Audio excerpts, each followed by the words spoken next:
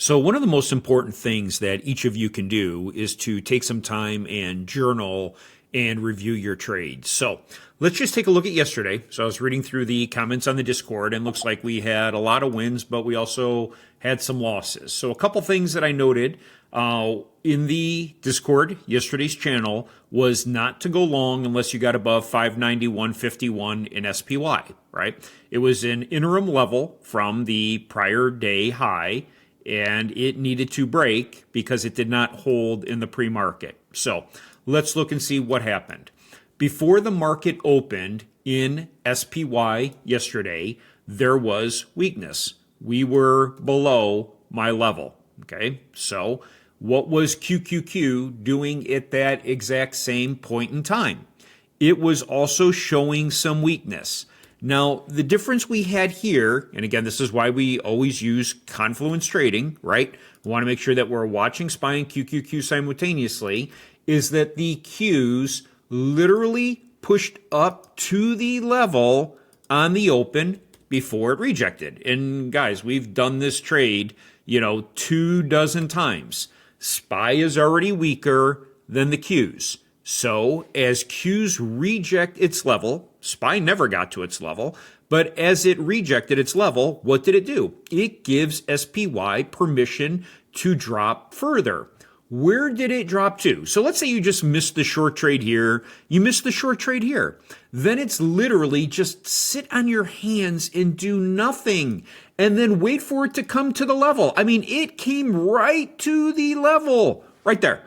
And you could have taken calls. Why would I be confident taking calls here? Now, some of you said, well, I waited for a 5-minute candle to close. Why would you wait for a 5-minute candle to close? Because you probably already missed most of the move and the premium's already juiced. So if you're waiting for a 5-minute candle to close on this or on this, then you are paying 20 to 30% higher than where you would have gotten in at your level with overall increased volume, right? What is the volume doing? It's increasing right here.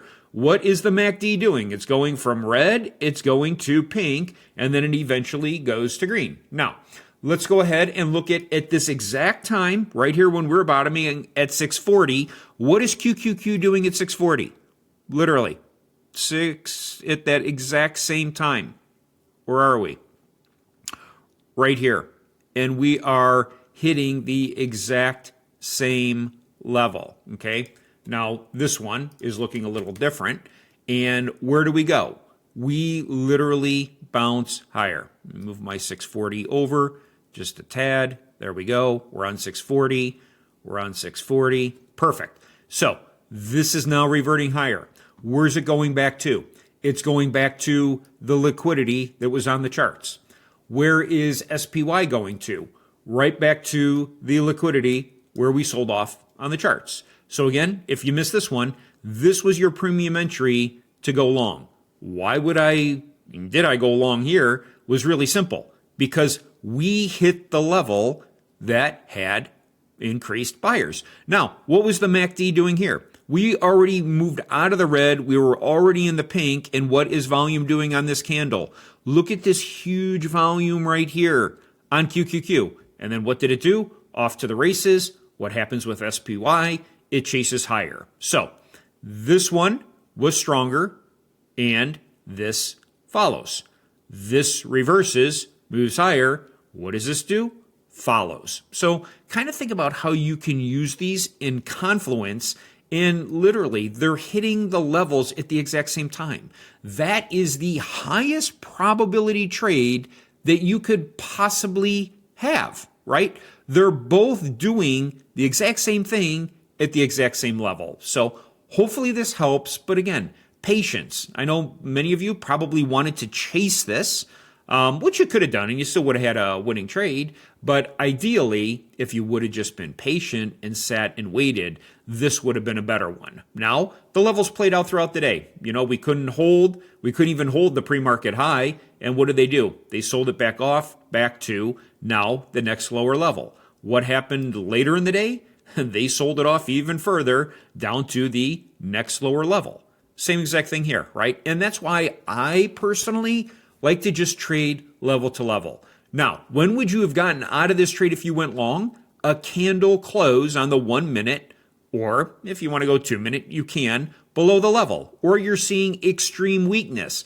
But we weren't seeing weakness, we were seeing strength. Why? The histogram is showing you that we are going from weakness to strength in the MACD. Weakness to strength. I don't even have the EMAs turned on. If you want, you can turn them on. You could turn on the supply and demand. You would have also seen that we were in a huge demand area. So again, you had more than enough reason to say why the market should have bounced right after the opening print. So hopefully that helps. And today, again, kind of the same thing. We're just meandering along here, right back at the same levels. So I'm not going to change any of my levels. They're going to hold. And I'm going to wait to see some strength. So I want to see us hold this 512 to go higher, or hold maybe 510 for a bounce, or are they going to do the same thing they did yesterday and just take the market and sell it down to this level right here, which is where the liquidity was? Are they going to try to then sell us back down to this level where liquidity was? So just kind of be patient, and you'll do just fine. So with that, everybody, have an absolutely fantastic Friday, wonderful weekend. And then next week, things should probably start to get a little bit back to normal with overall volume. Volume is still quite light, but look at the volume in the Qs, super, super high compared to SPY. So keep an eye on this, and let's see where we go. So we'll all talk soon. Take care.